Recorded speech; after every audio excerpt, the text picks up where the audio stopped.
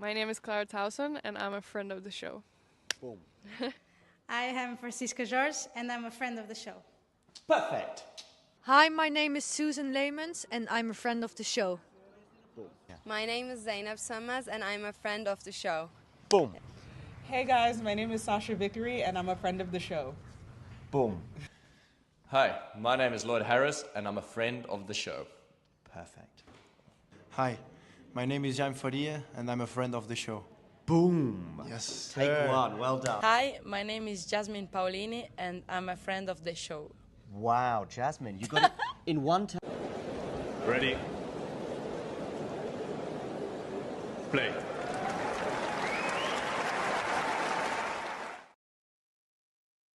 Hey guys, so last ball drops. I'm here with Zach to talk the day's action at Wimbledon, and I hear that he's especially excited. Actually, Matthew says something interesting about what just happened right now. Yeah, I mean, it was very, very dark by then, you know. The Wimbledon 2008 final, for example, just for reference, ended at 9:15. And people still talk about how like Federer and Nadal could not see the ball in the last few games. Yep. We don't know how it is there. You know, we weren't there. I don't know. I mean, would I have given Ben the chance to serve for the match? Probably, but then just call it a 5-all potentially. I don't know. You know what though, decision. Damien? You know what we do know? In the year of our Lord 2025, not having lights on a tennis court is a choice. And the All England Club continues to make it because of tradition or whatever it is. There is one more argument. And that's that the courts get very slippery as it gets dark. It's trying to argue for it the entire set. So it's not only that. Vansh is here, by the way, so I'm going to let him in. And Vansh, you didn't miss anything. We basically just referenced the comment that Matthew gave about Shelton Hijikata being stopped just now. I don't know if you have anything to add about that, but indeed, you know, not having lights, you know, I'm not going to talk about the curfew. Let's just leave it at that. But I think they're making some decisions that aren't exactly, you know, in my opinion, they could be a bit more active, for example, with finishing matches on center court and court one. They've been in some other years, but this year they're staying away from that. But that's tennis. They don't make decisions that are in the best interest of the players or fans. This is in what other sport would this be an acceptable outcome? Like, name it.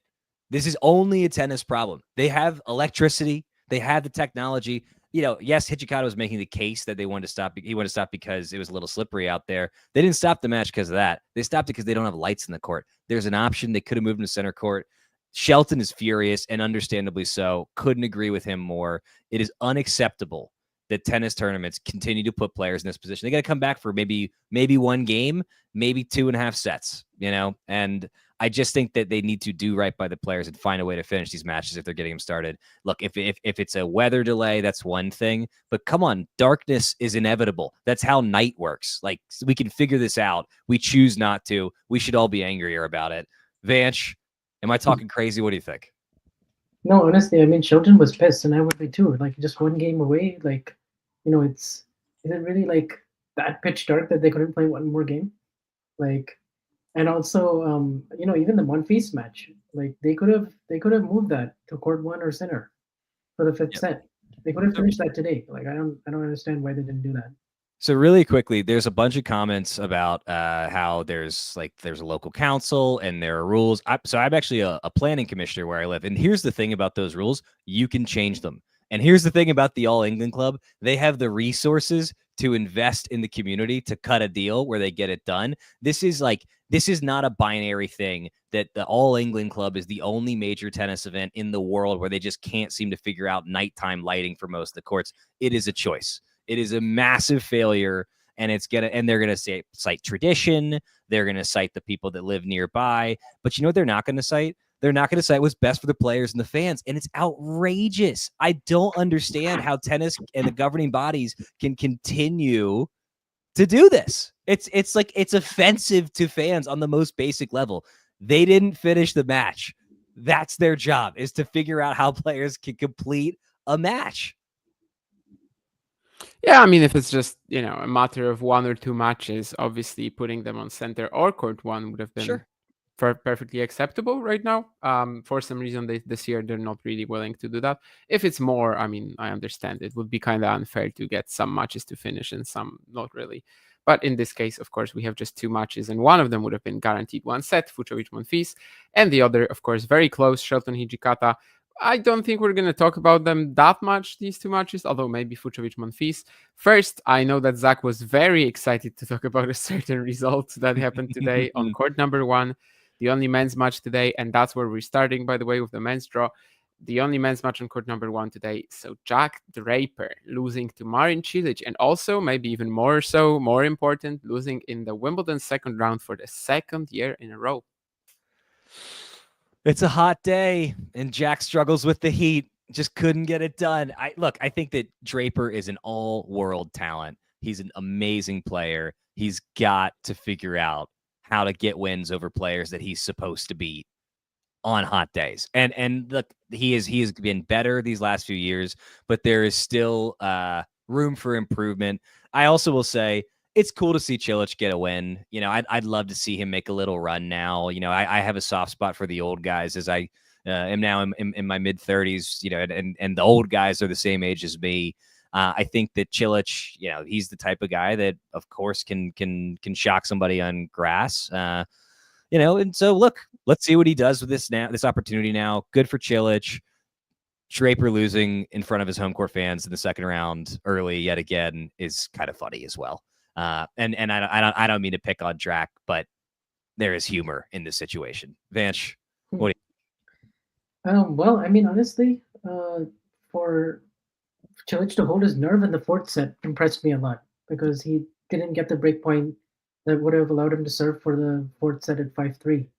And so I was kind of worried for him for the next service game to see whether he would hold his nerves. You know, obviously he's a Grand Slam champion. He's been in these positions many times, but he hasn't been, you know, playing a top 5 player in a major in like over a year. And so for him to be in that, spot, you know, there was a question, how would he handle it, like closing out the match? So I was impressed by the way he held his nerves and kind of just got on with it at 4-all, held pretty comfortably, and then was able to break Jack in the next game. And Jack was very tense and very nervous throughout the whole match. And so he was dropping the ball a lot shorter. You know, the forehand, he wasn't going after it as much. Mostly he wasn't allowed to, really, because Cilic was just so impressive on the +1. And, you know, he was just, I mean, his rally tolerance didn't even need to be that good, because he was just executing perfectly. The ball just coming in the middle of his strings. I mean, just, it was some vintage 2014 to 2018 peak Marin Cilic there for a good 2 sets, but he needed it in the 4th. So honestly, a really big win. And yeah, I mean, I guess, you know, he came in with some form with the Nottingham Challenger, and I thought he would really push Jack here. But for him to get it done in 4 and make it look as easy as he did, I mean, quite a statement throwback performance, really. It's really cool. I mean, it's like, you know, Cilic had a good one. Dimitrov still in the draw. Djokovic absolutely rolled. You know, either Fucsovics or Monfils is going to win a set tomorrow after their match was also suspended, which again is outrageous and offensive to all fans and players. But yet another old guy is going to make it through. And you know, look, it's that generation of players. They just continue to hang on, and it's incredible. And I feel like every single time we see a Cilic type, you know, a Dimitrov, a Monfils make a little run, we just got to cherish it. You know, they're not going to be here for forever. And I'm sure anybody who's been a fan for more than the last just a couple of years has fond memories of watching some of the big matches, you know, later in the term these guys played. Cherish it while you can in these early rounds. And hey, you know, I think in the chat, Snahil pointed out that, oh wait, hold on. Who is it? Somebody in the chat pointed out that Cilic could make the quarters against Djokovic now. Yes, yeah. And look, I think that's correct. I mean, there's nothing standing in his way other than Djokovic now. Let's see if he can do it. Damien, I mean, sorta, you know, Jaume Munar is in the 3rd round even. Like, that's not that easy. Mensik in the 4th round as well. Mensik in the 4th round. Yeah, Mensik in the 4th round. Yeah, there's so much that can happen. Obviously, he's kind of in the mix because there's no big favorites left. Like, that was supposed to be the Draper Bublik section. In a way, you know, obviously it was a great performance from Marin. I'm also just wondering, you know, if it's Bublik on the other side of the net today, I think Jack gets rolled. Like, absolutely as well. Like, it doesn't really matter. There's like 30, 40 players today that could have defeated Jack the way he was this nervous.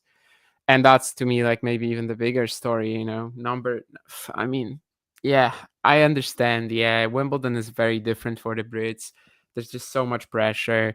Last year, obviously, he had so many expectations as well coming into Wimbledon. He just defeated Alcaraz in Queens. Everybody's thinking semis, quarters, and he just has a horrible round one already against Elias Ymer, loses to Nori in straights, playing very similarly to today. Of course, a different opponent, but still a lot of the same kind of like tension, especially on his forehand. And yeah, he just does the same 12 months later. Expectations were even higher, but also he's gathered so much experience over the last year. I didn't really agree with, I think it was maybe Gil who had this tweet that Draper, you know, he made this so much progress, but we knew that the big nerve, like in big matches, the nerves, they weren't really like showing up, you know, that the nerves were showing up, that we knew that before this season. I mean, yeah, sure, before this season, but we're in July, you know, the guy won Indian Wells, the guy reached Madrid final and stuff like that. So I think it's incredibly disappointing for him to lose in the second round for the second year in a row. And also, by the way, was this question, was it mainly the heat or some other factors? Was this about Draper Cilic? I don't think the heat was any factor today. Absolutely not. This was not physical for Jack. This was just him getting in his own head, and obviously Marin being, you know, a grass court legend. I think more and more people are asking this and talking about this, and this is from the tennis streets, because I'm not a country club guy. I'm a public court player, but the talk of every public court around the world right now is Draper actually more of a Tim Henman than an Andy Murray? And I think the answer is yes. Tough one. I mean, tough one to say, because if he makes the quarters here, you know, then you could be like, oh, well, you know, that's kind of his, I don't know, 2008 Andy Murray moment or something, where like he comes back from 2 sets to love down against Gasquet, and then eventually like Rafa is just too good for him in the quarters, and then it's not until maybe 5 or 6 years later that he's actually ready. Yeah. But I guess we definitely thought he was more ready than what he showed today, because today was really a step backwards in terms of like just his mental like disposition, and just sort of, yeah, he definitely let the nerves get to him towards the end of the fourth set. He definitely wasn't swinging out as freely as he had been all year. This was a guy who was definitely feeling the weight on his shoulders. And it's a different beast, Wimbledon, as a top-ranked Brit. No matter how much... I can't rate his performance, Nahil, by the way, to your question, in terms of like bad or good. He barely played Draper today. Like, he was out there on the court, he was moving his arm, but it wasn't like, you know, him actually executing his game like he normally does. You know, if you watch, I don't know, even his forehand motion, like everything is so close to the body, you know, he shunks everything that he tries to like accelerate on it. Yeah, I mean, he was just so tense that I don't think I can really rate his performance in terms of being good or not. Was it obviously also because Cilic put so much pressure? Yeah, sure. I mean, there would be players where obviously Draper won his first round, for example, right? I hate self-promote Rodrigo, here. this is because of darkness, basically. Yes, that's yeah, 1 game away. Yes, that's. I'm sorry, but yeah, I hate to self-promote here. So I'll start by promoting Talking Tennis, which is, hey, if you're in the chat right now and you're listening to this and you haven't subscribed, come on, give us a like, give us a follow, give us a subscribe on whatever platform you're enjoying on. But now to self-promote, gave Draper a 0% chance of winning on air a few days ago with Fergus. Fergus didn't agree with my assessment. I stand by that assessment now that Draper is lost in round 2. I think he even brought up this point from you in another episode with me, I think. Yeah. Well, my statistics professors would have been very, very upset with me for saying 0%, because that's just not how stats work. But it did ultimately prove the correction, or sorry, the prediction correct. And look, I think 3% of winning the title, to be clear, right? Yes. Yeah. By the way, Team Henman, I think we cannot compare Jack to Team. I think Team was much worse, like much worse. But Andy Murray, I mean, yeah, probably not. Yeah. Of course, the tennis landscape will be very different too. Like right now, we're just looking at Sinner and Alcaraz as the biggest guys who, you know, are almost unbeatable. Andy had at least 3 opponents who were like that. We'll see. But Team Henman, I think that's a little too... yeah, I mean, I know Team also had some semis outside of Wimbledon, but Jack is a lot more of an all-court player to me, and I think he will overperform the results, the achievements of Team quite heavily. Clip this moment, and in 15 years, we'll have to revisit it to see who's got a better career record, Henman or Draper. I guess they both have the same career high already, right? 4 in the world. That's right. As does Greg Grusecki. British players only gets to number 4, other than Andy, of course. Grusecki's an interesting one because he's a Canadian Brit, and so I always forget that he's part of that same class. But I think I pick on Jack Draper a little bit. It's because he was born with a silver racket in his mouth, and I feel like he can take it. So I don't feel bad picking on him a little bit. I do, in all seriousness, hope that he gets it together because it's good for the sport if he can deliver a better performance than he did today. Yeah, I mean, he clearly come back stronger at Wimbledon. It's just that, so far we can see that this event means a lot. And unfortunately for now, it means a little bit too much for him to perform. Yeah, any slam is a little harsh maybe, but definitely I would say that Sinner and Alcaraz, if they're out, the guy can win a slam 100%. Maybe at some point he can also beat them in best of 5. Who knows? Do I think it was mainly down to expectation of Draper? I think, it played a huge part. I mean, we've got 2 years running now where Jack plays amazing and, most of the season in the warm-ups and everything, and then just shows up at Wimbledon and it's just not the same player at all. Would like to just point out, by the way, that Mm-hmm. Tim Henman made 6 major semis. Draper has made 1 so far. Yeah, but he's so far. It's a very important phrase you used. So I'm assuming he's going to play for another 12 more years or something. Yeah, precisely. He's 23, and we actually were talking about this on an episode a couple days ago.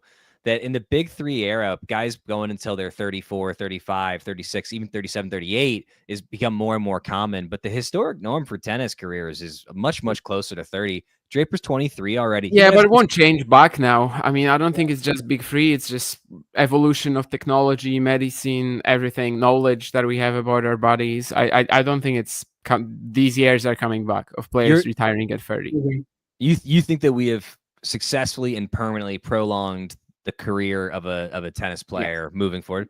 Not only tennis players, happening in any sport. I mean, footballers, Cristiano Ronaldo or I don't know, Lewandowski or something like that. I hope wasn't possible before.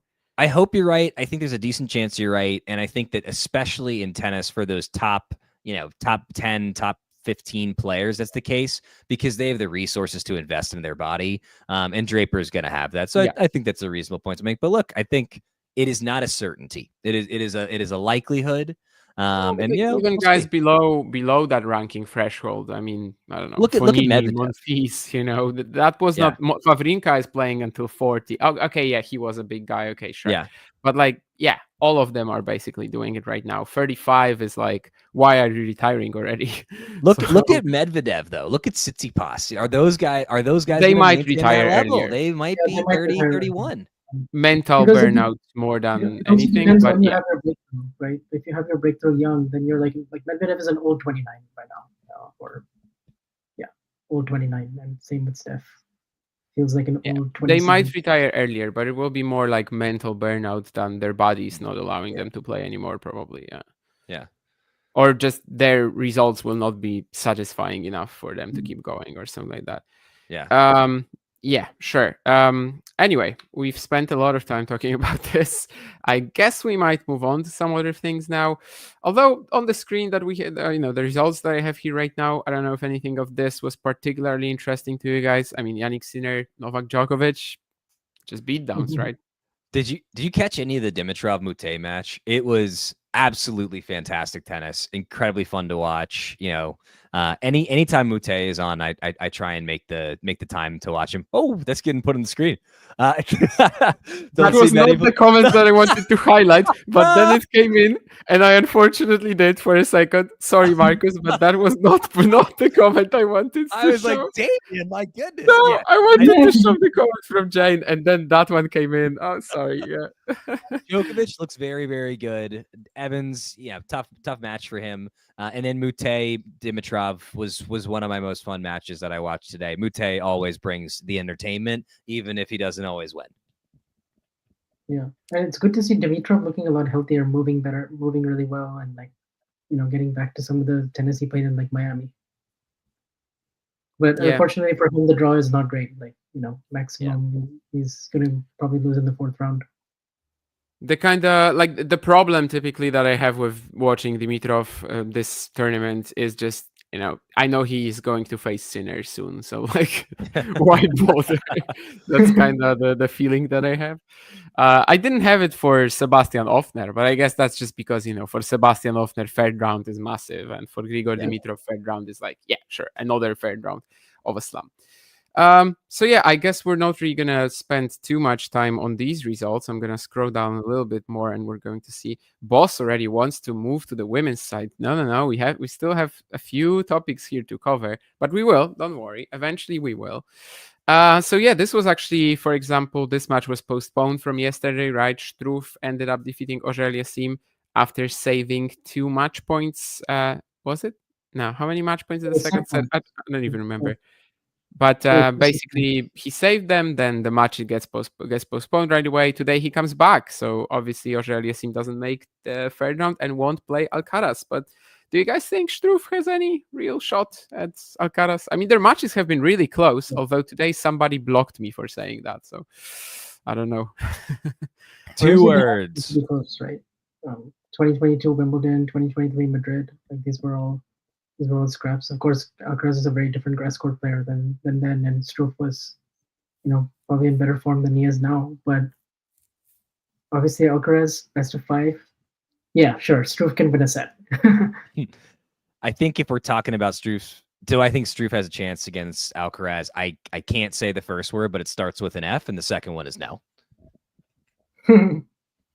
Fair enough. I mean, yeah, just like Vansh, I kind of just think if he takes a set, obviously it's possible. He has a big game. He can make you uncomfortable. He can like rush you. And yeah, that's always dangerous. But best of 5 format is probably too long. If it was a best of 3 grass court match, like let's say they meet in Halle in a couple of years, I'd be a lot more interested. Definitely. But yeah, maybe more like 1 set or something like that. We had Sebastian Ofner defeating Tommy Paul, which Snehin says that it was very surprising to him. Yeah, with this section of the draw, I was also kind of thinking that Tommy, he's going to play Yannick soon. So like, why bother really? But great win for Ofner. And I think Tommy was kind of struggling with his ankle or something like that. So Tommy hasn't been right since they took his truck. He got it back, but since then he's kind of, and I get it, the mental matters, and that was a tough day for him. Fergus has Draper. I've got Tommy Paul. I guess Lerner TN is my alt Tommy Paul. But yeah, man, I love Tommy. Love watching him play. Really, really bummed to see that he didn't get through. But Ofner, heck of a player, heck of a performance. Took advantage of an opening, and good for him. Bummed that Paul's not going to make a little bit of a run here, and hoping that he can, get it together in time for the hard court swing and for the U.S. Open.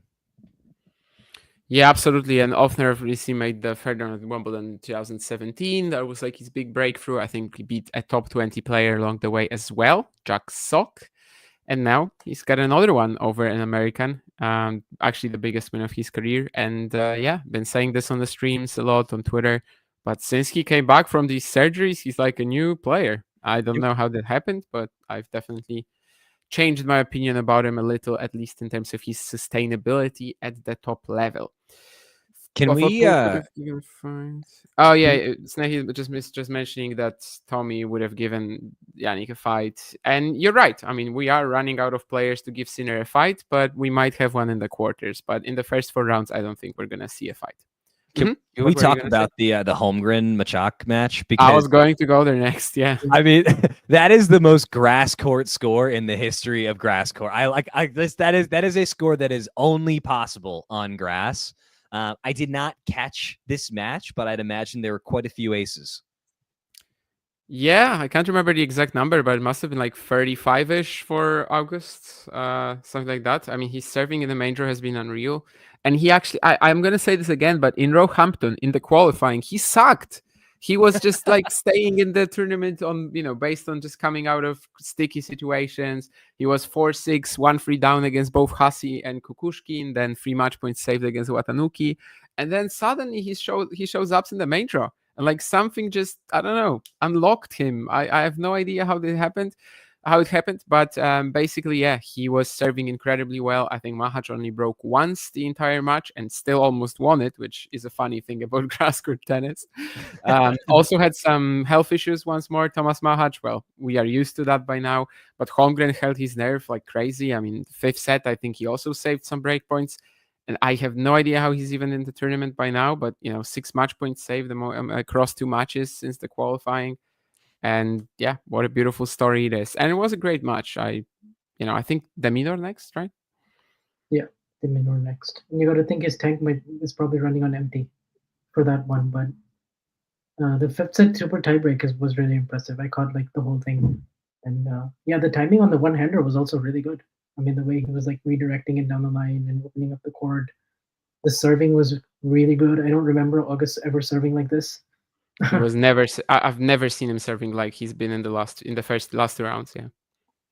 Has he made a technical change, or is it just one of those things where everything just happens to be clicking at the right time?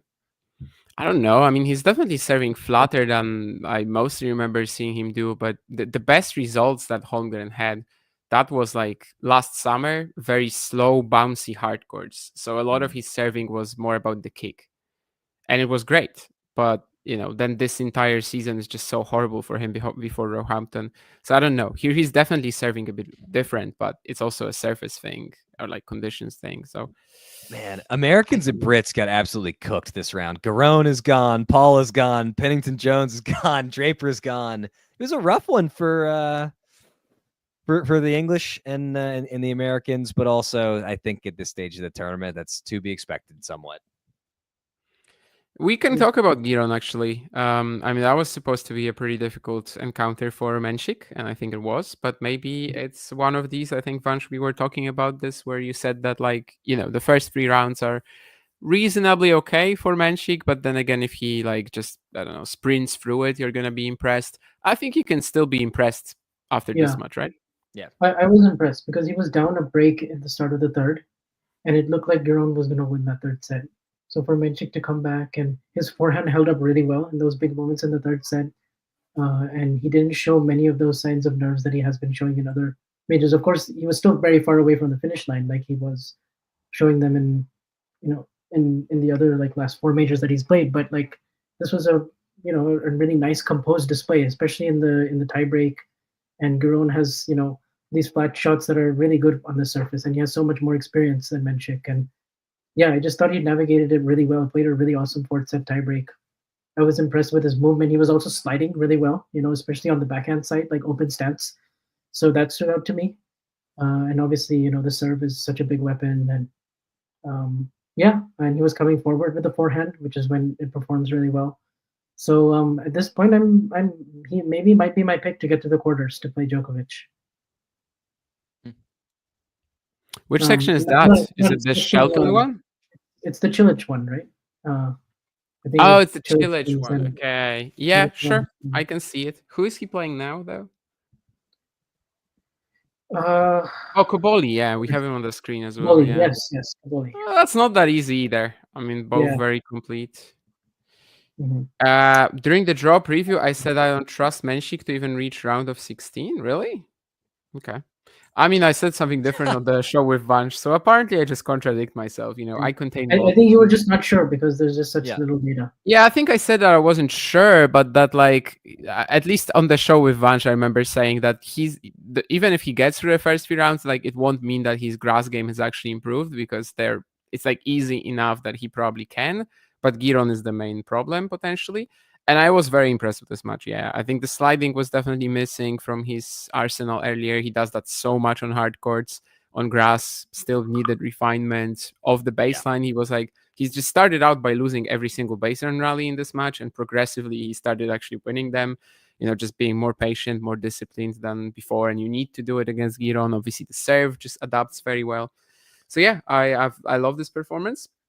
Just to defend Damien here. Mensik is also 19 years old, and like teenagers at the highest levels of any sport typically have spotty performances. I agree with your assessment retroactively that I wouldn't have trusted him to make it that far either. Not because he can't make it that far or further, but because he's 19 years old. He's still learning who he is as a player. He's still developing his game. He's still adjusting to grass. He's an all-world talent. I don't think that he gets quite as much buzz as he deserves. And look, he gets plenty of it. He just deserves even more because, again, he doesn't turn 20 years old until September. He's a kid. Especially on grass, that's the main argument, I think, because you just don't get that much time to improve on it. gut feel, how far is Cilic going? I would say he's going to lose to either Munar or Mensik. Yeah. I don't think he's going to reach the quarters. But I would love to see that match. Cilic, Mensik, yeah, sure. The producer's making fun of me right now that Holmgren had to cancel his Oasis tickets and that he's got it because he bought them on the back market and can't get his money back. The good news is if he wins his next match, hey, maybe he can buy the VIP tickets, which cost about, a round's worth of Wimbledon prize money to get. Is there like a, farewell or like reunion Oasis concert or something like that? Damien, I'm so glad you asked. There is, in fact, a reunion tour. Noel got divorced, lost half of his money. Miraculously, the brothers found a way to squash a decade-long beef. They're back, baby. And I'm seeing. I feel like they have a reunion tour every other year. No, man, they're Shakespearean. Those brothers straight hated each other for like 15 years. Wouldn't talk to each other. They wouldn't visit their mom at the same time. All that stuff. And I know that we're talking tennis, not talking Oasis. So thank you for everybody indulging me. But them getting back together is the cultural event of the century, and I believe they'll be performing in Manchester this evening. Wow. I mean, we'll see after Wimbledon which of the players wins the title and is going to live forever. Oh, sorry. Don't look back in anger at Damien's predictions, guys. That's actually very fitting too. Yeah. Anyway, I'm gonna stop crying my heart out and just move on to the next results. Thank you for standing by me. Not that many of them by now. Mm-hmm. Vansh is just confused, he doesn't know a single Oasis song. He's just sitting there. I knew the first one. Okay, no, that's great. I was afraid that you might not know any, and you're just going to be like, "Oh, what is happening right now? What are they talking about?" Here's one that'll be familiar. Yeah, the winner is going to celebrate with the champagne supernova. Mm. Yeah, I started from trying to put Wonderwall into a sentence, but it's just so tough, and I had to go a little bit more niche. But anyway, could they read Edmund Hill, the Wonderwall? I don't know. There's no way to work that in. It's very difficult. That's for sure. If you're in the chat and you can find a way to work Wonderwall into some kind of tennis reference, points, please give it a go. Marcus has some fascinating comments for us today. That's for sure. He's correct. They're not going to play. I don't know if the producer is on the strong stuff because there's actually no producer today. So the producer is just commenting from like his phone or something, which probably means that he is on the strong stuff. Anyway, we've moved on. And actually, Jaume Munar, we just mentioned him. I mean, what is this? Fast court Jaume Munar 2025. Vansh has been telling me that he's had an incredible season, like 5 times. I always say, actually clay, and he's like, no, okay, on fast surfaces. And yeah, the story just keeps growing. I know it started with like when I first watched him in Hong Kong, I was like, who is this player? This guy is serving and volleying. He's coming to the net. He's like flattening out his forehand, like not grinding like 8 feet behind the baseline. Like he's like very dangerous and like low key very good serve. Like yeah, he keeps on delivering. Like this match against Navone, like the third set, it looked like Martinez finally got something going on his forehand, and he was able to get Navone on the move, and it looked like Navone. I mean, yeah, and it looked like. Oh wait, actually, I just realized I'm talking about the wrong match. But basically, against Marozsan, excuse me, in the third set, yeah, he was out serving Fabian, and I was like, how is he doing this? Because Fabian is literally his whole game is just take the racket out of your hand, first strike tennis on the return and the serve, and Munar was like matching or bettering it the whole time. Like this was routine, except for like at the end when it got really tight and he had to, save those 3 match points. But then he plays a great point at 9-all, where I was a very poetic though, right? Because 11 second rounds of a slam, never made the third round, and he had needed 11 match points today. Wow! And especially, it has to feel really good for him after the feast match that we saw in Roland Garros. Oh yeah, I forgot about that. Yeah. So I believe that he'll be reaching a new high in the rankings with this win, and certainly with one more, because right now he's at 55. His career high came in 2019 at 52. So really, really big moment for the Spaniard. Yeah, could be top 50 very soon. Jake, I think Vansh already said a few things about this. I mean, first of all, the serve and volleying was something very new. Obviously not like as a common thing, but occasional. But also we just know from like Spanish reports in the Spanish media that he just spent a lot of time in the off season practicing on faster courts, which I don't think was probably the case before. But he just dedicated himself a lot to it in like December. And, you know, he comes in, has excellent results. Obviously, somehow with this like more aggressive mindset, his clay game seems to have declined. But he's just a pest, you know, he's a really difficult pest. And I like what he's doing. Yeah, this is definitely inspirational. That, you know, as a player that most people mention as, I don't want to watch that guy ever, you can kind of just make a completely different, you know, improvement and just find something in an area that where you were not proficient before. I wasn't as much of a hater of John Munar, just to be clear. I like the guy as well. He's actually very interesting to talk to, and I never really hated him as much as other people, but obviously was not really like one of my favorite players to watch. Right now, sure. Yeah, I'm going to turn on some Jaume Munar, and I hope he does reach that top 50 very soon. Indeed, Pedro Martinez and Navone felt like a Roland Garros match, although I think at Roland Garros, maybe the scoreline or the result would have been a little different. Very much so. I think speaking of players who are unpleasant to watch, Riley Opelka didn't get it done against the fellow American Nakushima. Good for Nakushima. You know, quite a few breaks against a very, very tough Opelka serve on grass. Opelka is my single least favorite player to watch. I'm not just going to say on the tour today, he's tied with Isner for my least favorite ever. Watching that guy run is like, you can't believe that he's a pro athlete. The movement. I get that the serve is a real weapon, and it is, and he's perfected it as much as anybody can. But like, it's painful to watch that guy on a tennis court. Yeah, obviously movement is never going to be his forte, but that being said, I mean, Brandon is so good against the big servers because he has this, similar to how Fritz was doing it against pitch. I mean, it's a different, it's like maybe 2 or 3 tiers below, but like he has this really good block return on the forehand, and then he's able to, you know, pass them when they come forward. The backhand is like so precise right now. I mean, it's definitely his best shot. And then, yeah, I mean, it's good to see him kind of work his way through this one, because he lost that third set in a tough fashion, and he almost had the win in straights. So and then he's serving great himself. They're both kind of just like low break, high hold guys. But in this matchup, like, yeah, I mean, Brandon, like in the second set, he started reading Opelka's serve really well, and he was able to neutralize it from the ground, which is what you got to do against the big servers. Just extend the rallies a little bit, get their serve back in play, and then trust your own baseline game. And obviously, Brandon's not going to get broken in lot himself. So that was a good win. But it gets harder from here against Lorenzo Sonego, who gets inspired against players like this for sure. Absolutely. I'd also just say Nakushima is a player that I really, really respect and think highly of. He's a guy that strikes me as maximizing his physical talent. You know, he plays really smart tennis. I don't know that he's the most creative player. I don't know that he's going to wow you with his shot making, but he always plays hard. His conditioning, his preparation are impeccable. He's doing all the right things to give himself the best shot to win a tennis match. I don't know that he has that last gear that he needs to ever be a top 10 player, but I could see a world in which he could sneak his way into the top 20. Yeah, I would say he's not a super elite mover, and the forehand can sometimes break down. Those are the two areas for me. And you know, the return has gotten better for sure this year. His return numbers, you know, last year, even though he had a really good year, were like bottom rung of the top 50. So it's nice to see him make a few gains there. And now he's also working with Craig O'Shaughnessy. So he's doing a lot more scouting on specific opponents. And I think that's a good add for him. And he continues to kind of be around 30 in the world, and he's living up to that.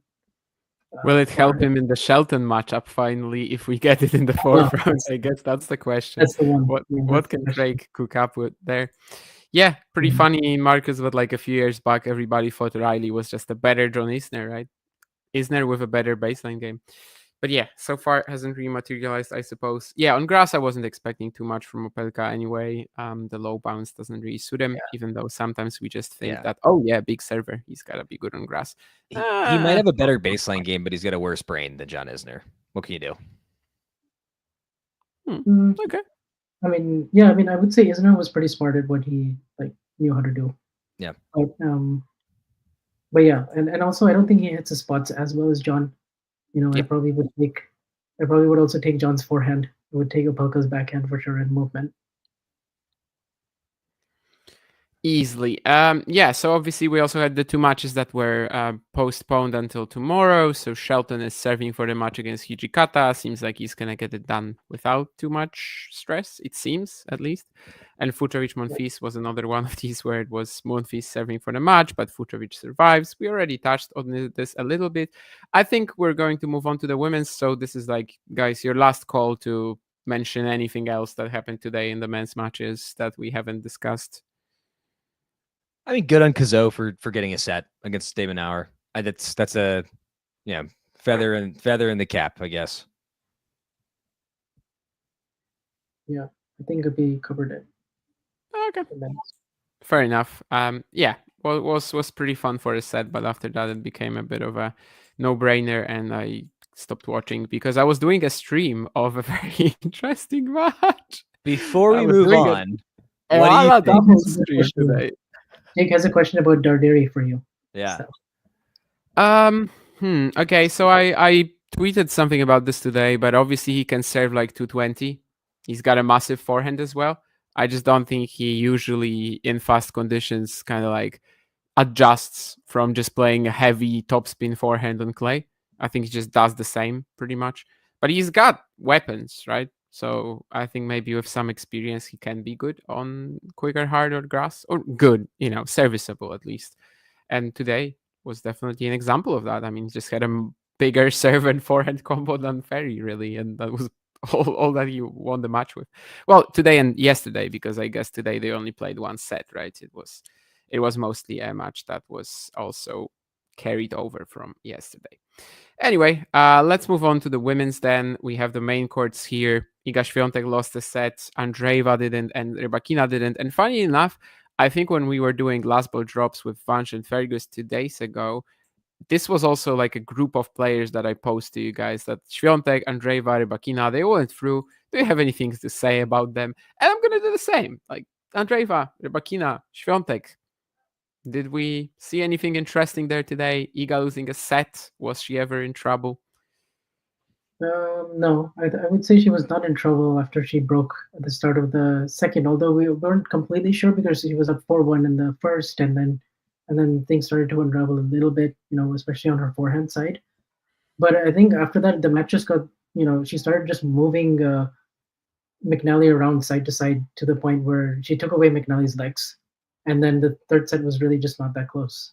It was never really in doubt. So I think it was a bit of a shock to the system from 4-1 up in the first, but after that, but never really in jeopardy, like at any point. Damien, my Polish brother, what's going on with Iga? I'm allowed to say it. I'm a Polish citizen. But what's going on with Iga? Like it just hasn't been her year. Has it been a technical change? Is it off court stuff? Like what's going on with her this year? And also, look, do you think that if she can make a good run here on not her best surface, do you think that she can get it back on track in 2025? Or is this going to be a lost year for her? I think she's perfectly back on track already. Roland Garros was okay. It was much better than the panicky performances in Rome. How much of her mental shortcomings this season were just the fact that she had so much going on at 24 with the ban and everything? Was it also the fact that, in her team, let's just say there are some questions in regards to the involvement of the psychologist and how, heavy it should be and whether it's not too much? That's something we can just guess on. I think for me, the game has not really declined. It's more about the mental side of things. Still, there's some struggles to adjust to what the opponent is doing, which is a bit of a leftover from the last few seasons when, everything was working out fine and she was just focusing entirely on herself.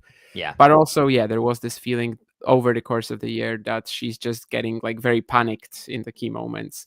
And I think more or less at Roland Garros, we saw a bit of a different version of that. I mean, there was that fight against Rybakina, which was awesome. Obviously, the third set against Sabalenka was just a blowout, which I think was basically because the first two sets were just so exhausting for her mentally and physically. Well, maybe more mentally than physically. But I think to me, that's more or less when she got back on track, But Hamburg was a really good event for her. Obviously lost to Pegula, but that's been a difficult matchup. Very flat ball coming at her on grass. She's not really equipped to handle that yet. There just hasn't been that much time as well for her to work with Fisette on like some technical stuff. The serve remains an issue, but to me, she's fine right now. And I don't know about this particular event because, next up is Daniel Collins and then potentially Rybakina again, which on grass is a very different challenge. But I do think she's number 4 right now, but, she's still very consistent. She's number 3 in the race. She's basically going to be like a top 5 player this season regardless. Now it's maybe all about like whether she can still somehow sneak a slam this season, which obviously seems a little unlikely, but she's in the mix at least. So I am definitely a lot more positive than I was, let's say, a month ago or something like that. I don't think outside of obviously like faster conditions, we might see something like that here, but a performance like against Collins in Rome or something like that, I don't think we're going to see it anytime soon. Unless it's somebody blowing her off the court in quick conditions. I don't know. Maybe it can happen, but I think it's fine. But yeah, I don't really give Świątek that much of a chance against Rybakina yet. And obviously she still has to play Collins, which we know that Collins just brings in like a very different level of intensity, right? That's the nicest possible way to say that, but yes. Yes, of course, with the stuff that happened at the Olympics as well. She gets really fired up for this matchup, almost extra determined. But I don't think we're going to see something like we saw in Rome, because I just think Iga's in a much better frame of mind, and that break between Rome and RG did her really well. Obviously, the confidence with the Rybakina win, and even the Sabalenka losses, you can take a lot from the first 2 sets. Good run in by Domberg, good turnaround today. She didn't panic after dropping that first set. She problem solved. So I'm feeling better about it. About her chances. The only thing is the forehand. Just technically on the surface is just going to be a little hard because the ball stays so low, and with that extreme Western grip that she has, it's always going to be tough for her to get that, rotation and spin and not be rushed. So, she doesn't really have like a Mira Andreeva slice forehand or something. Yeah, that could help her out. I feel like in those more defensive positions. Just having to react pretty quickly, just like straight hardline pace to her forehead at times can work. I mean, Iga made some adjustments today, like just more proactive with her footwork and stuff, but it's just hard. It's just a lot harder with that grip. Same could be said for Coco, but yeah, the Rybakina match is the big test where I feel like like Rybakina is just so much more natural on the surface, and it's hard to look beyond that for Iga right now. Yeah, to the questions you guys have here, I mean, with Vansh, we definitely discussed this a ton. This, for now at least, requires Iga to just totally dominate the French, like almost reach Rafa levels of domination.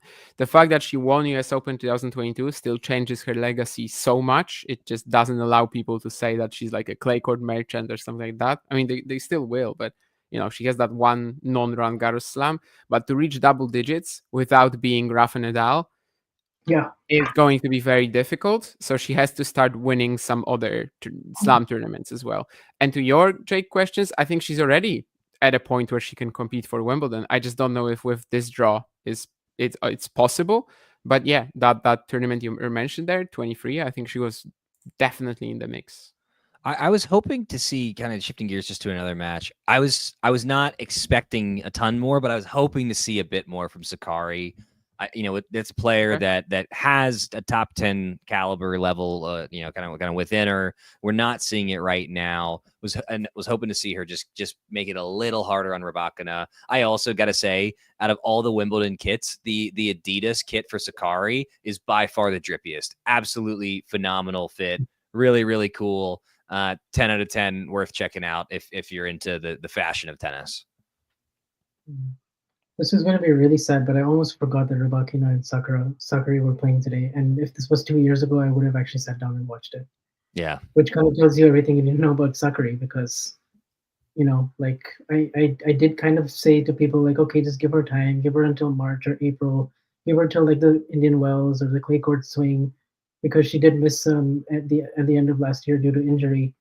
But I'm just not seeing the level raise. Like I'm just not seeing even a path to the top 20 looks difficult right now for her. Like there's just so many players that are picking her off. And this was barely close at any point. So I'm not sure Yeah. she's going to be the same player again. Like I was always a bit of a hater when she was high in the rankings, to be honest. I obviously not a hater, but just I didn't really see what it was all about. How is she ranked this high? So I guess I'm not too surprised. But yeah, Rybakina, Sakkari on grass, especially, it kind of feels like a mismatch. If it was another court, sure. But here seems like it was pretty easy. Obviously, Rybakina is somebody I've been like pushing the agenda for this entire season, really. So I did pick her to win this title. I don't know if it's possible because the draw is pretty difficult. But yeah, that Świątek round 4, I'd love to see it. Thank you, Jake, for this incredible compliment. If it's the new Grand Theft Auto when that comes out, then that'll be a real compliment for those of y'all that enjoy. It's been like 10 years, so yeah, I guess that would be a good contender for sure. Speaking of contenders, Snehid is asking if Krejcikova is a contender. I don't know about you guys, but I did skip the match today against Dolhide, so... I mean, she's gone 3 both matches. I think she's a contender to make round 4, maybe? I don't know. Anything beyond that, I wouldn't bet on it. Which is actually the same as it was last year, right? You wouldn't bet on her winning the opening round, and she won it, so... True. I will say this, if she gets through Navarro, there is a world, like, she has a good... I could imagine her coming back and beating Andreeva. Like, who is she playing now? Is it Navarro already? Navarro, yeah. Okay. So I feel like that match will tell us a lot, because Navarro is like way more like match tough, but Krejcikova has more skills on the surface. So... And she's worked her way to these first 2 rounds, and she looks really healthy, which is the big thing. And she's on a Wimbledon winning streak. Like, I could see her sneaking this out over Navarro, and then maybe she becomes a contender again. But it kind of depends on that, because now the competition gets harder, and she beat and Navarro was very convincing against Kudermetova today. I didn't watch it because it was so early, but yeah. What's the part of the draw that they're at? Do you remember? Like, is it the Alexandrova? It's the Andreeva section, right? So Alexandrova, Andreeva, yeah, these are the potential seeds. Sure, it's a pretty open quarter in total, so maybe. The same way, Damien, that you described feeling about Sakkari earlier, I feel the exact same way about Navarro. I have no faith in her ability to win big matches in the second week of a major.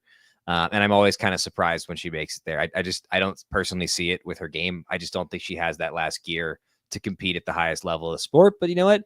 I'm wrong all the time. I had Schneider in my semifinals. So, it's tennis. Who knows? I did that at Roland Garros with Schneider. Wimbledon, I just didn't like her in the warm-ups, but I do like her talent a lot. So I get why you did that. Yeah. Let's see if we had anything more here. Ooh, I mean, I kind of missed it, but I see that Zakharova-Yastremska must have been a cracker. And your kind of like unexpected pick, Hailey Baptiste, is doing pretty well, Vansh. I know, I feel good about it. I was watching her today against Mboko, and it looked like Mboko was just gonna, overpower her in the first set because she served for it. But Baptiste, I mean, she has the kind of flashier game on the surface. She can take the backhand return early, just come in, surprise you. She's got a lot of flair.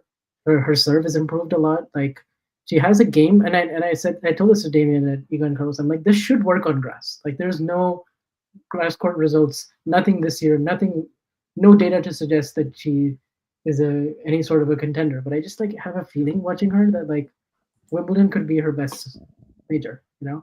I see it being like more natural for her. So let's see. I mean, she just played Mira Andreeva next, which is going to be an interesting test. But I do feel like she can push Mira. Mira today in that second set, mentally right now, I still think there's quite a lot of volatility for her as an 18-year-old, expectations and such. And Bronzetti almost pushed her to a third set today. I mean, she squeaked out of it in the tiebreak, but I think Baptiste has a shot there. I do. She's my pick actually to the quarters. Wow, that's a bold prediction. I mean, I think you're right. The talent is there.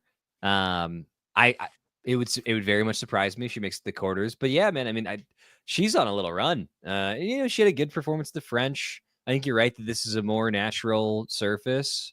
Let's keep an eye on her for sure. Maboka, by the way, what a talent, what a bright future she's got. I think we'll be seeing a whole lot more of her, and she'll make deeper runs in future Wimbledons.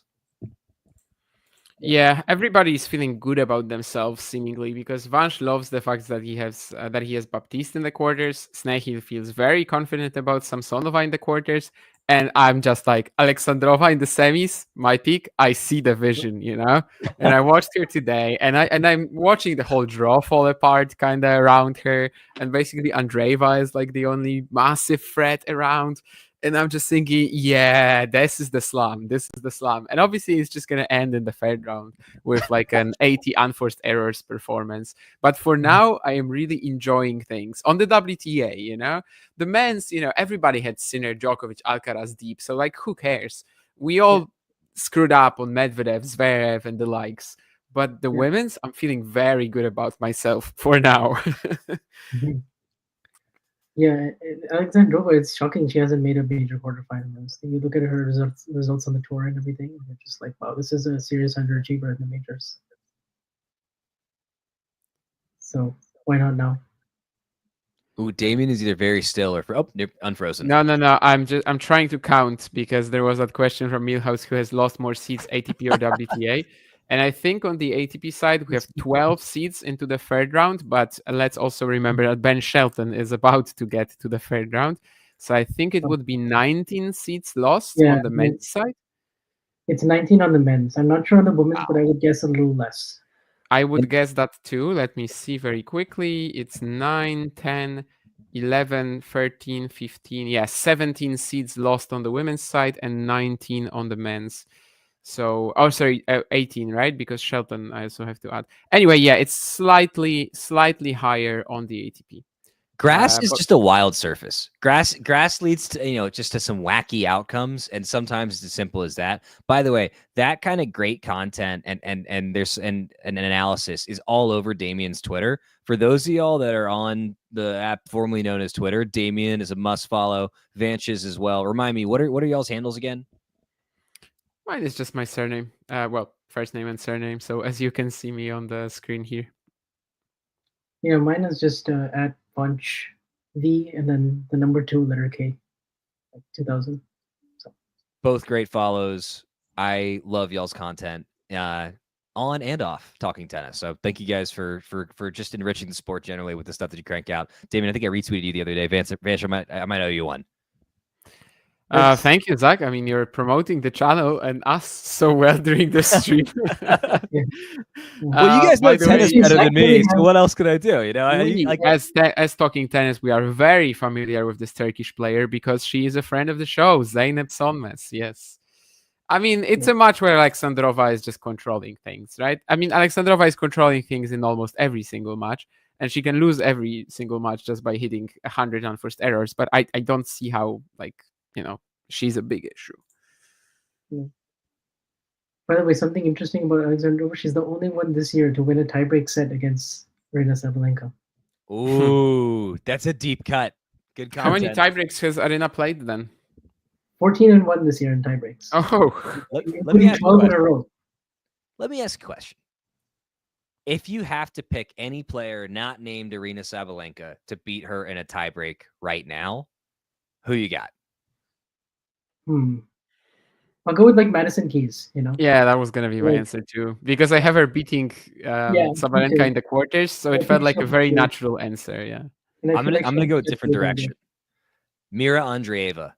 I like the youngsters in those situations because they haven't taken enough bad losses that they're thinking about taking a bad loss, right? You look at on the men's side, you look at someone like Zverev when he gets in those moments. There's so much baggage there.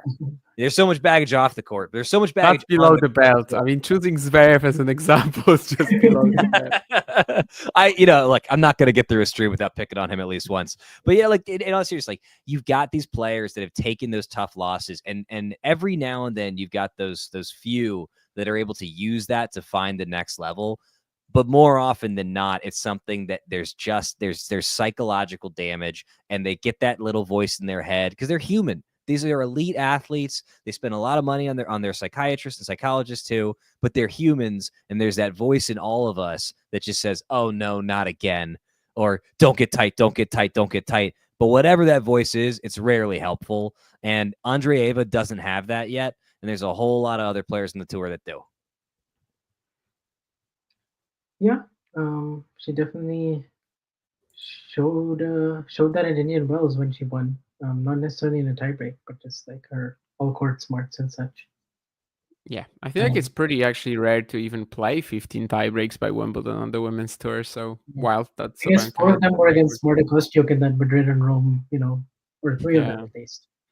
And anyway, we also see, I mean, somebody mentioned Cocciaretto, but also I guess same story with Yastremska, right? Just players following up big wins. So that's always good to see.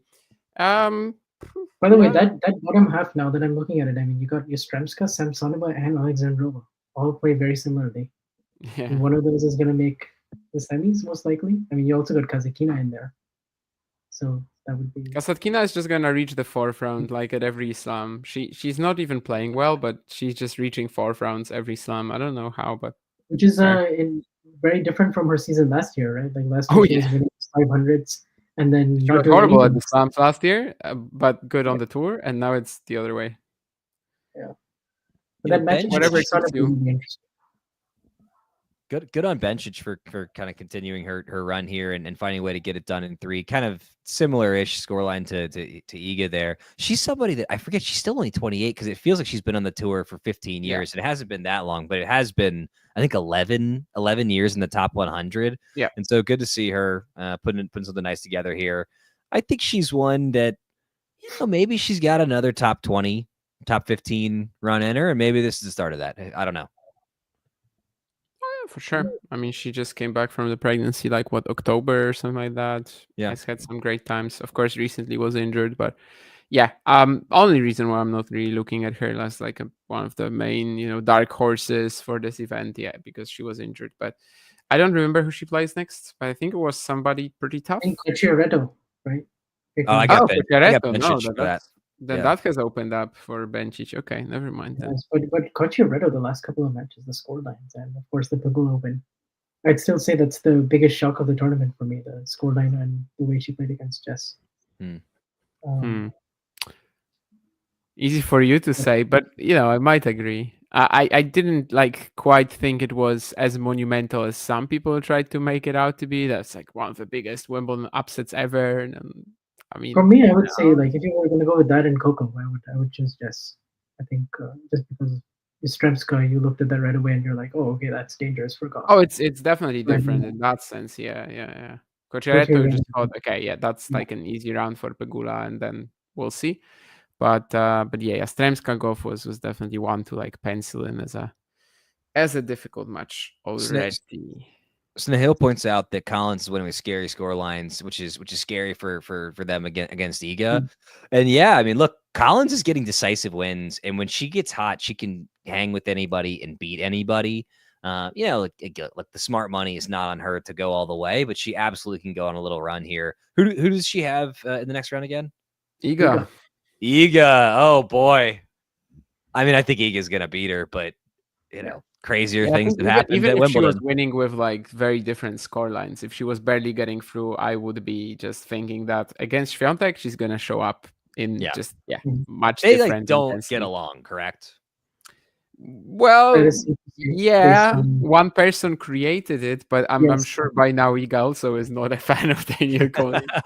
No, I think a lot of one-sided beef is what you call Damien coined that. But if you when you see that situation and you're that person who did not start the beef, you're also not gonna like the bully in that case, right?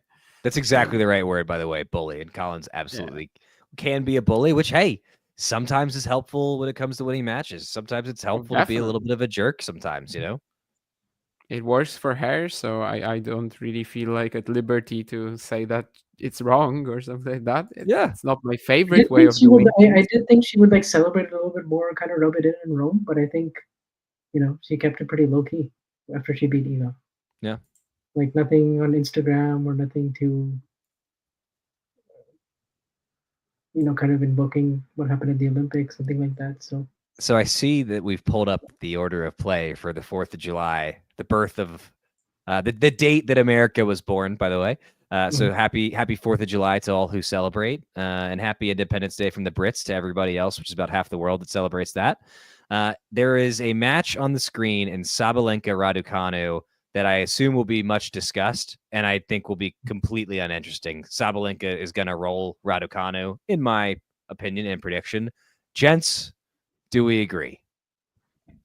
I do generally. I mean, I was thinking before it's going to be like a 3-3 win for Sabalenka, but then I do know that Raducanu tends to elevate on grass. Obviously at Wimbledon, she likes the Vondrousova matchup, but against Sabalenka, I don't know how she's gonna match the firepower, and she's gonna need to. She's gonna need to like absorb that pace and continue to go after her forehand. It's just gonna be so tough with how big Arena's strike zone is and just how well she's serving. And yeah, I just don't think it's. I think it's like a heavyweight against a middleweight, unfortunately. So I don't think it's going to be that close.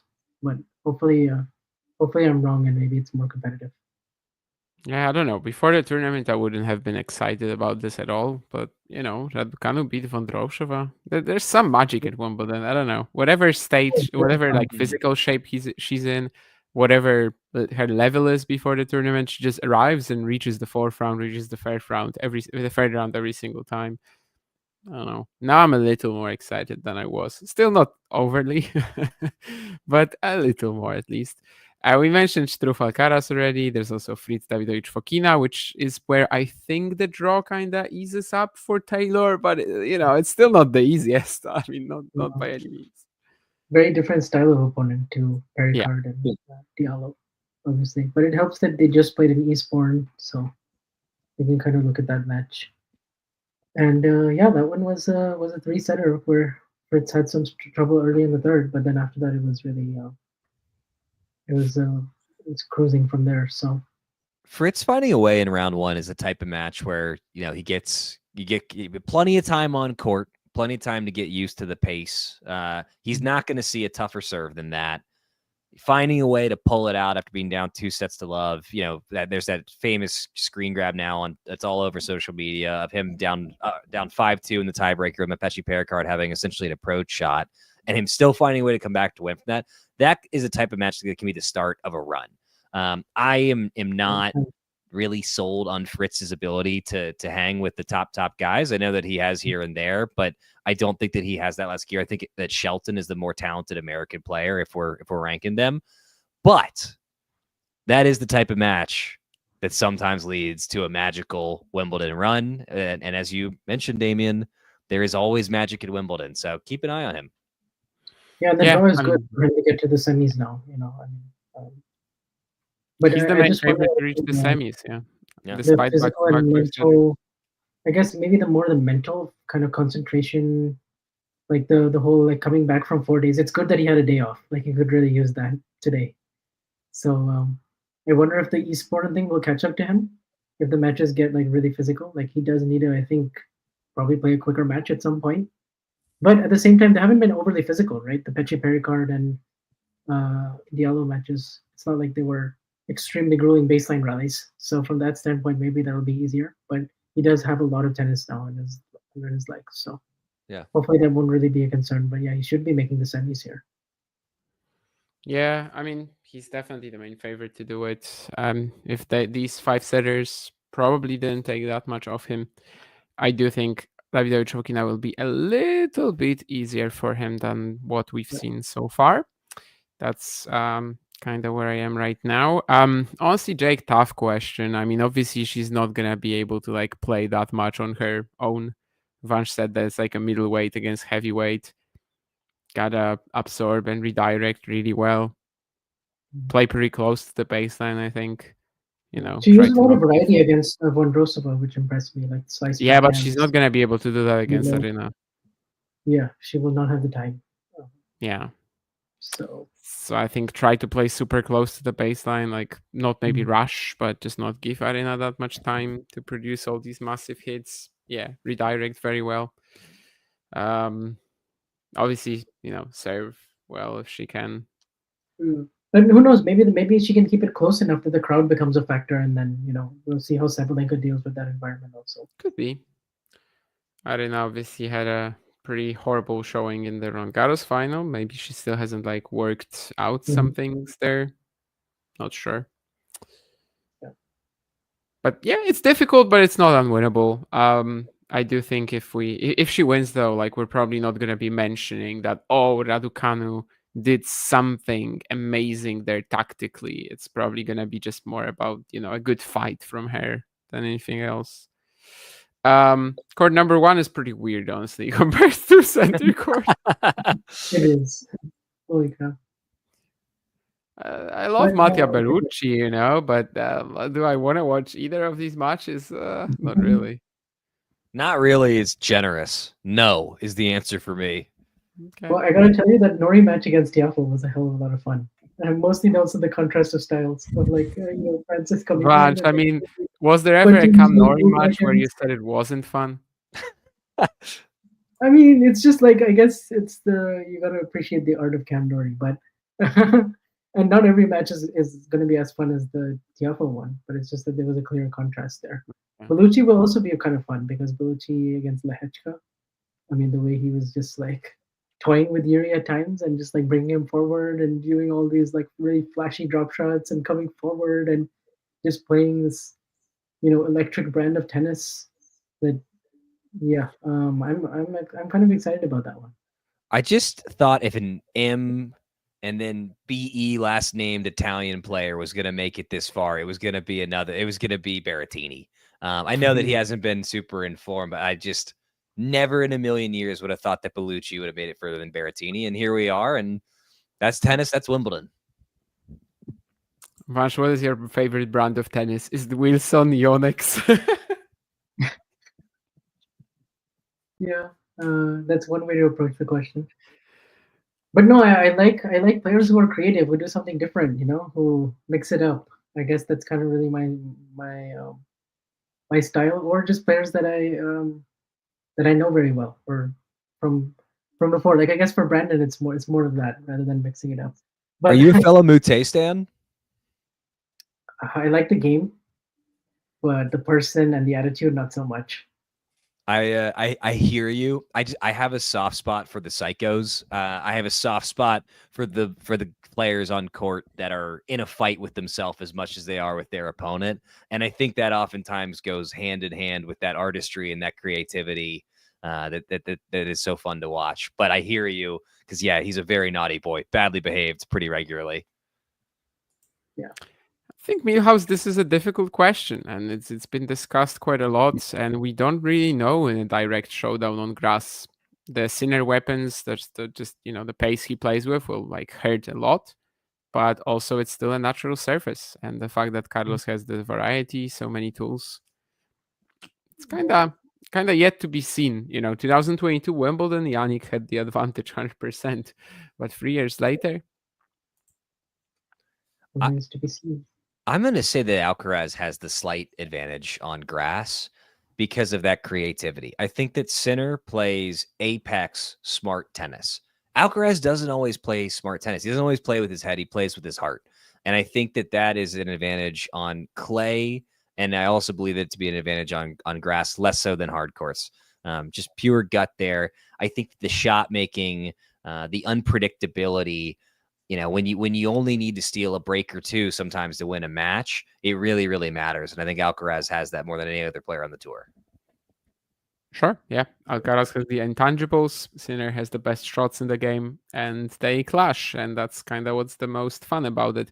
Shelton, here we can see where he's going to finish his match, or maybe Hijikata is going to finish his match, and it's going to be really long. But probably, I mean, as much as Fritz has been the cornerstone of every single order of play he's been in, also Fonseca has been in that case. Fernley Fonseca was one of the best opening rounds, of course, on paper only. But then Fonseca Brooksby was a great match. And I mean, here we have another one with Joao. This was really exciting. How does he handle Nicholas Jarry and his really big game compared to Brooksby? I was impressed by how well he handled Brooksby and how low he was getting to certain shots, how he wasn't just kind of spraying balls and being ultra aggressive. There was a good amount of shot tolerance there. He was dealing with the kind of junk that Brooksby threw at him pretty well. Just like that slice on the slice wasn't really bothering him a ton, so he can still generate insane pace on his forehand. So I feel like the adjustments that Fonseca, like, it's coming a little bit more naturally. I mean, he's obviously still got loads to improve in terms of his movement and leg strength, but in terms of just like his base level and footwork and his serving and occasional variety and pop off the ground, like, I feel like, grass could end up being really good for him in the next 10 years or so. So I like him on grass. I'm going to say something crazy. I think that João Fonseca kid's pretty good. My actual prediction that I made the other day is that I expect him to be seeded by the U.S. Open, and I think every single one of his matches, even when he's not playing his best, to me is getting pretty close to must watch territory, because he's got so many weapons. Watching him play tennis, it's a little bit like watching in the movies a superhero find their powers. He's very much still figuring it out and putting it all together, but everything that you want to see in a fun tennis match is there. Yeah, he's definitely doing well everywhere. I was thinking about him potentially being seeded for the US Open as well, but for another reason. Just thought that, if he's not losing his opening round here, he's not losing it to Rublev at the Australian Open, and let's imagine he's seeded for the US, he might never lose in a Grand Slam opening round, basically.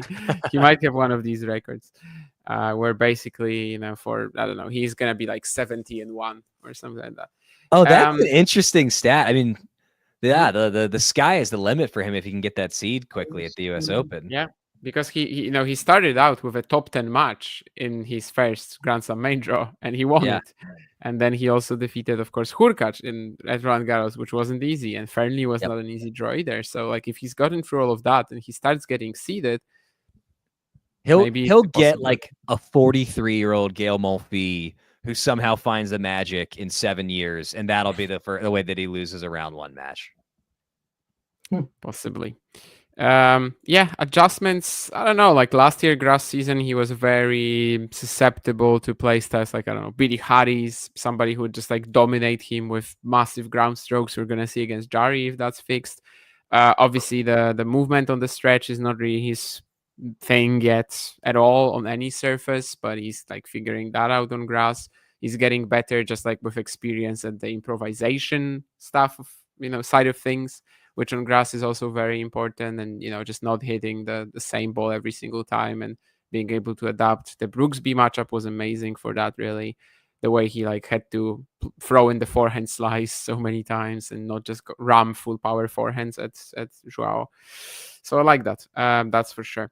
I don't know if Shelton looks more refined these days. I mean, did you watch him in Mallorca, for example, or anywhere but the slams? But hopefully really it's something that will happen. Right now. The slams and tour results, big disparity right now. But at the same time, these draws, he could possibly play Monfils and Sonego again, just like he did in Australia, en route to his semifinal there.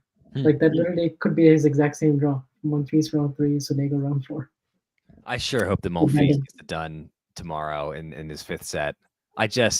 Every minute he's on court is fun. It's a joy to be a tennis fan, and you can see how he works the crowd. And he's, he does that thing, Monfils, where it looks like he's maybe about to die, and then he'll do the most athletic thing you've ever seen a player after 30 do on a tennis court, just over and over and over again. He's been doing it since he was a kid. But I think that is a match, if you can squeeze it in tomorrow, is absolutely worth tuning in for the conclusion of. This was a tough question, by the way. I mean, Alcaraz is definitely not close to Sabalenka playstyle-wise, but I don't know who the answer is, really. So, Sinner Rybakina is not a bad comp, but Alcaraz, I really... Huh. That's really... I mean, who just bashes the ball from the baseline viciously over and over and over again? I would actually say Sinner and Sabalenka are way closer. Yeah, I would say so. Sinner Sabalenka kind of works on the level of efficiency and just brutal power of both sides, time and time again. Did at least the last 2 years version of Sabalenka, not maybe when she started out. If we're doing cross tour comparisons, I'm gonna say that Alcaraz is apex on Jabeur. Similar levels of creativity and shot making. Yeah, I thought about that. I did think about that. Yeah. Yeah. At least a part of Alcaraz's game looks like that for sure, yeah. We're not gonna like go massively into detail on every single match, obviously. Just hold kinda, on, like, hold on, Damien. Mhm. Pop on up there for a moment. There's a beautiful Polish name that needs to be pronounced by you. In against Rinderknecht there in round 3. Who we got? It's an amazing chance, honestly. I mean, Arthur played 4 days in a row, at least 2 sets. I think it's a beautiful chance for Camille. And I think the Pole can do it. Yeah. I'm impressed. Now or never, you know. His Yeah. second Grand Slam round 3 after US Open 2019. Back then it was like a lucky loser, very fortunate run. This time, I mean, it would be real. And that's also after losing 7 matches in a row coming into Wimbledon, including 3 on grass. The chat is jumping. All the usual suspects are in today with Ghosty, Sean Power, Jake Davies, Nahil. It's a good crew. And I want to just go to what Jake Davies said for a moment, which is that he feels like he sees improvements in Shelton from the ground more than before, and maybe needs to see more of him this tournament. I agree with Jake's assessment. I think it's a thing that I see Shelton continue to do is when he's moving backwards, he will kind of hit off of his back foot and not transfer that weight forward as effectively as he needs to. And on grass, that's simply not going to get it done in the latter stages of the tournament. So I'd like to see him continue to work on that and watch that weight transfer just a little bit more. But he absolutely is making strides, and he's got huge weapons. I mean, how many lefties serve at 140 with regularity? It's a pretty short list, and that is something that translates to every surface, but especially grass and hard courts. Does not include Lerner Tien, definitely not. Yeah, I would say a little bit more patience on his forehand off the ground has been good to see at times this year when he's made. But don't you feel like it's just like up and down? I just remember it was over a year ago, but I was doing a watch along on a match in Dallas, so February 2024, and I just remember being, just praising Shelton's forehand all the time and how he's like whipping it and being very precise with it, just finding every single angle he wants to. And the next round he just plays a horrible match, and it just goes away like that. So that's why I'm maybe like less receptive to the idea here. Well, that's the Shelton experience, right? He's so athletic. He's got these weapons. And, he also has this urge to entertain. It's like Alcaraz, but even more actually for Ben. Yep. Alcaraz can get away with it just a little more. Oh yeah. Actually, if we're doing player comps, is Shelton the spiritual successor to Gael Monfils? Monfils served 140 when he first got on tour. People forget. He had an absolute cannon of a serve when he first. Shelton is like if Denis Shapovalov and Carlos Alcaraz merged or something. That's Ben Shelton for you. Damien, do you concur? Well, Monfils and Shelton, no, not really. I mean, their baseline styles especially couldn't be any more different. Their game styles as a whole. But yeah, I think Ghosty is right that Carlos would be more Monfils-esque than Shelton. It's still not the same, but it's, at least it's a similar level of entertainment, I suppose. When I make that comp, I mean the talent level, the urge to entertain, the ability to work the crowd, and when I say spiritual successor, I don't mean stylistic successor, but I think there's a similar energy that they bring to the sport, which, hey, are they going to win a major? Maybe not for both of them, although Shelton at this point is a little more likely. But they both are great for the sport. Yeah, I would love to see Sinner and Shelton play again in the quarters. Sean Power with the Roddick to Shelton comp, not a bad one at all. I think if you were to say Shelton is lefty Roddick, yeah, I see it. I think that Roddick had a little bit more of a flat forehand and a slightly different grip, but I think they're both very Chadley Americans that can throw a football around, like to pop the shirt off on the practice courts. I see it. Yeah, A-Rod kind of became a bit of a grinder later on in his career as well. I don't hate it either. Yeah, I think it's a decent one. I would love to see Ben develop that kind of a sense of humor, though. Ben Shelton is going to host a great podcast one day, so that's just another check on the Andy Roddick comp box. With his dad, it's going to be. I don't know.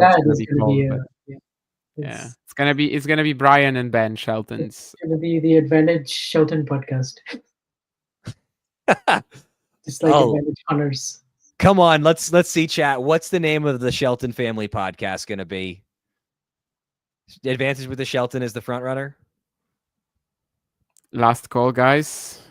You've got like 1 minute because we're wrapping up. As you could see, I went down to the bottom of the schedule. I didn't really see anything that was that worth mentioning. There's no Alex Eala anymore in the tournament, which we definitely deeply regret, as our influx of subscribers will be slower, but it is what it is. Oh, hang up the phone. Okay, yeah, there's something in it, yeah. Yeah. Decent reference. We didn't mention Osaka Pavlyuchenkova. If you want a Jake, we definitely can. I honestly don't know what to think. Can Osaka make the quarterfinals here? With this draw? I mean, She can, and so can Pavlyuchenkova probably, right? Yeah. What's the section? What's the... Can you remind me?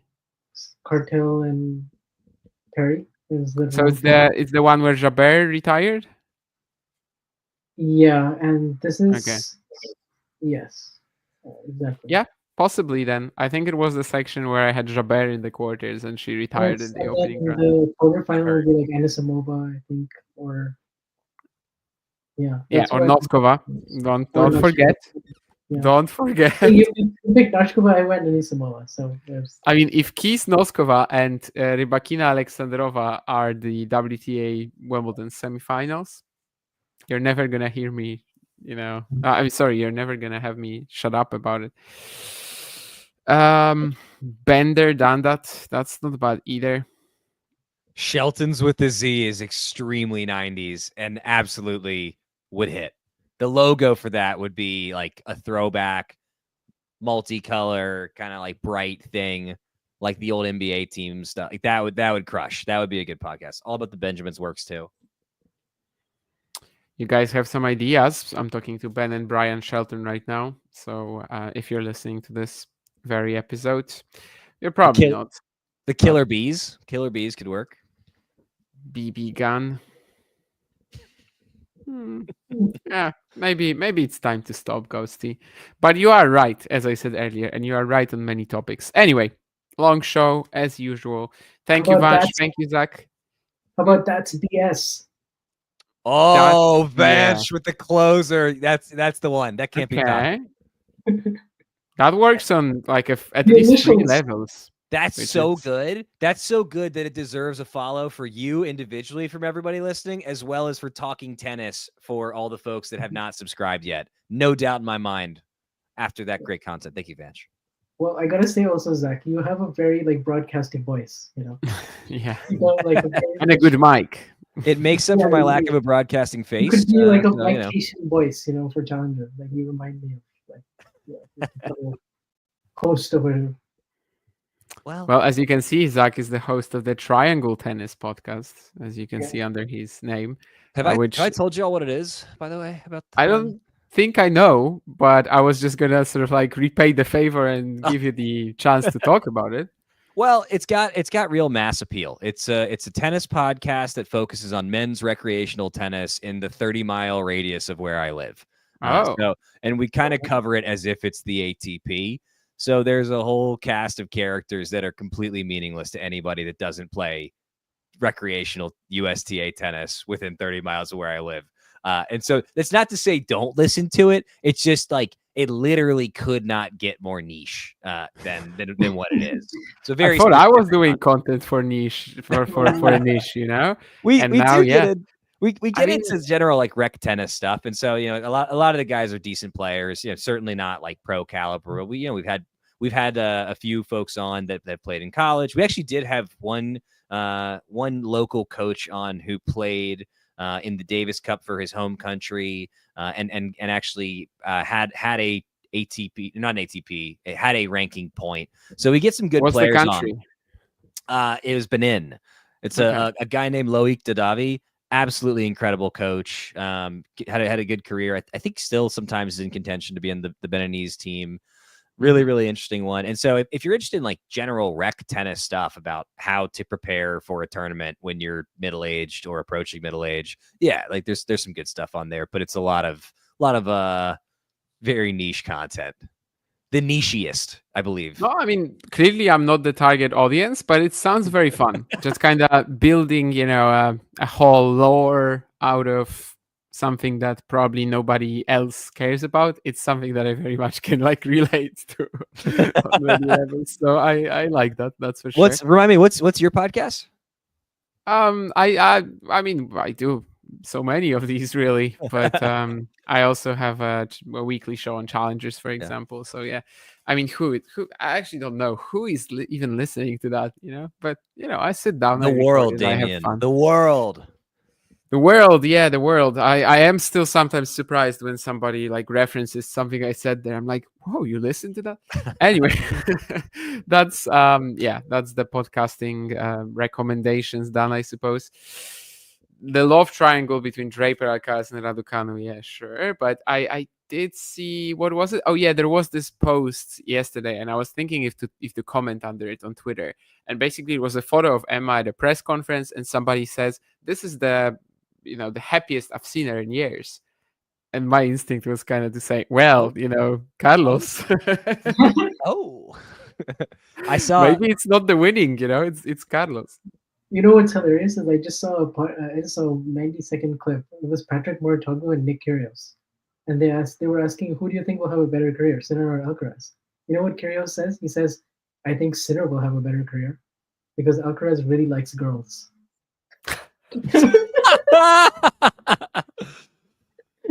I mean, you look at the big three, right?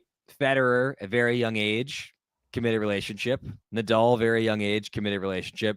Djokovic, very young age, committed relationship. And so there might be something to that, right? Like, if you got a longtime partner, you're not staying out until 5 a.m. and I don't know, let's just say Ibiza. I don't know if it's that Alcaraz really likes girls or just a lot of girls like Alcaraz. See, one turns into the other though sometimes, right? Yeah, I think stability can definitely be important in your life, like also in sports, like just to, I don't know, to have on the court, it's going to be easier to perform if you know that when you're coming back home, you have like a stable situation at home. Yeah, you don't have to worry about that. I have a bit of a story on that, but maybe I'm not going to tell it now. It doesn't really matter. Hold on. Much. I want to hear this story, but before that, I do want to say Wilt Chamberlain famously liked girls, and he did just fine as a pro athlete. So I think Alcaraz will figure it out. And as usual, Nick Kyrgios 100 talking points nonsense in one match. Yeah. Easy. Hit us with the story, Damien. Then I know we. I mean, maybe I'm just Jesus. Because it sounds stupid, but basically on my second year at the university, when I broke up with my girlfriend, I started just having this like weird muscular issue in my arm where I couldn't warm it up properly for table tennis. I couldn't hit through my forehand at all for like half a year. And it sounds stupid, but I actually attribute it to my off-court, let's say off-table in this case, situation, as I don't really know what else to attribute it to. And it's been gone for the last few years. I haven't had issues with that whatsoever. But yeah, I just started having. Was it your dominant arm? Muscle problem. Yeah. The one I play with, yeah. Forehand, right? Yeah. There is a joke to be made here, Damien. I mean, also on the backhand in table tennis. But yeah, the backhand was easier because it's just, a very fixed motion, right? And on the forehand, it's just a lot more complicated. So like this muscle more or less was not working at all, and I actually attribute that to breaking up with my girlfriend. Yes, which was not my choice, by the way. Your biceps got ruined. Well, it's been gone for a few years now, so it's fine. But I think that contributed, and it's a theory that I have, and I think it can also, kind of work like that for tennis players. Maybe not necessarily, in the case of like a muscular problem, but more so just having a clear head on the court. Yeah. As I said, Ghosty, it was not my choice to break up, which I think also was an important part of this. I would not be attributing that to the breakup if it was my doing. Anyway, yeah, Carlos. I mean, if Carlos likes girls, sure, go for it, but maybe do it for like 2 or 3 years and then try to seek something more stable, which maybe could be a Maraducano. I don't know. Liking Anyway, girls is fine. It's if as long as he doesn't like too much of a taste while he's chasing girls in the club. That's fine. Like you can stay out late, you can get your sleep, you can make a new friend, you can be just fine. But you can't be like drinking. Ghosty, I'm not really sure what you mean by that. Were you playing too much tennis in your teen years? yeah, he was just playing some video games, and the joystick. I mean, yeah, Oh, sure, yeah. it can happen, Right, specifically, I don't know why he said that. Yeah, sure. Yeah. Overuse from tennis. That's what we can say, and that's what we are going to leave you with, guys. This was a great show as usual. Thank you, Zach. Thank you, Vanch. Obviously, there's going to be more content on the channel. I'm actually going to be gone for the weekend, but definitely Last Ball drops at least, and I have no idea what streams are planned. I think Fonseca Jari at least tomorrow. But anyway, yeah, thank you to everybody who showed up. It was a great show, and yeah, we'll see you guys soon. Follow them on Twitter and Talking Tennis. And follow Zach as well. I mean, why only us? My Twitter sucks. It's just all Oasis and nonsense. Self-diminishing. Thank you, though, David. Thank you, David. Yeah. Please, self-appreciating. If you want to see more of that, follow all of us. Really, follow all of us. See ya. If you enjoyed this video, make sure you hit that like button. Don't forget to subscribe and click that notification bell so you don't miss out on all things tennis.